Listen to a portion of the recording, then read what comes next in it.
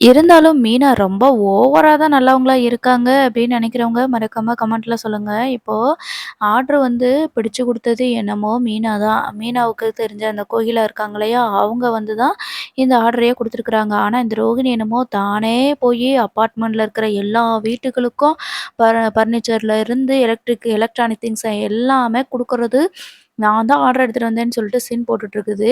இப்போ ஸ்ருதி வந்து இவங்க கிட்ட சொல்றதுக்கு பதிலா எல்லார்கிட்டயும் சொல்லியிருக்கலாம். ரோகிணிய கூப்பிட்டு சொல்றாங்க, "இந்த ஆர்டர் கிடைச்சதே வந்து மீனாவால தான்.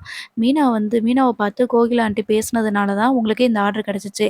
ஆனா எல்லாருக்கும் முன்னாடி என்னமோ நீங்க கஷ்டப்பட்டு வாங்குன மாதிரி சீன் போடுறீங்க" அப்படின்னு சொல்றாங்க. "என்னது? மீனாக்கு சொல்லி தான் எனக்கு ஆர்டர் கிடைச்சுச்சா? நீங்க வேற. எல்லாருமே வந்து சொல்லலாம், ரெஃபர் பண்ணலாம். ஆனா அவங்க கிட்ட நாங்க குடுக்குற கொட்டேஷன், நாங்க பேசுற பேச்சுல தான் எங்களுக்கு ஆர்டரே கிடைக்கும். அத தெரிஞ்சுக்கோங்க. யாரு வேணாலும் இந்த கடையில போய் வாங்குங்கன்னு கைய காட்டலாம். ஆனா அது கிடைக்கிறது தான் பெரிய விஷயம்." அப்படின்ற மாதிரி சொல்றாங்க. அது சொல்லிட்டு கோவப்பட்டு அந்த இடத்துலருந்து எந்திரிச்சு போயிர்றாங்க அந்த ரோகிணி. அதுக்கப்புறம் சொல்றாங்க, "இப்போ புரியுதா?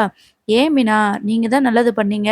ஆனா இந்த ரோகிணி பார்த்தீங்களா எப்படி பேசிட்டு போறாங்கன்னு" அப்படின்னு சொல்லி சொல்றாங்க. "சரி விடுங்க ஸ்ருதி. நான்லாம் இந்த பாராட்டெல்லாம் எதிர்பார்த்து செய்யவே இல்ல. எல்லாருமே நல்லா இருந்தா எனக்கும் சந்தோஷம் தான்." அப்படின்ற மாரி சொல்றாங்க. "அது உங்களோட பெருந்தன்மை மீனா. ஆனா இந்த ரோகிணி எப்படி பேசிட்டு போறாங்கன்னு பார்த்தீங்களா?